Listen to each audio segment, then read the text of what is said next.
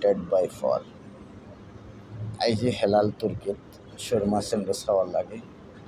এটা পড়ছে আলকুত কিতাব দুয়ার, বুঝছেন? এটার নাম হচ্ছে হেলাল তুর্কি। এই তো আশেপাশে এখানে আবার সুপস আছে। হেলাল তুর্কির পরে যাওয়ার পরে এগুলো আলকার ভিতরে গেলে মিলবো বাবুল মার্কেট, এরপরে ক্যাঙ্ক, এগুলো মিলবো, বুঝছেন? এটাও হেলাল তুর্কির আশেপাশে, এটাও হেলাল তুর্কির সাইডেও আসে গাছ লাগাইছে, বহুত কিছু করতেছে যে বাড়িগুলি গাছ, বুঝছেন?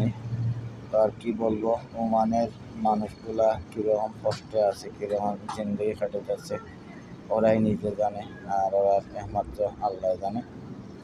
আর অনেকের মা বাপ নাই, আর অনেকের মা বাপ আছে। সবার জন্য দোয়া এবং কামনা রইল সবার প্রতি।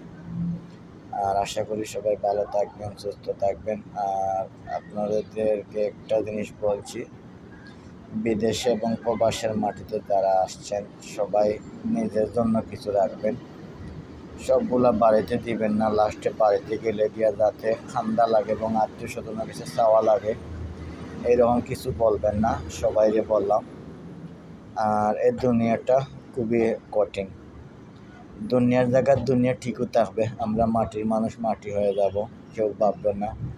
হিংসা এবং নিন্দা কেউ করেন না যেন। হিংসা নিন্দা হইল পতনের মূল।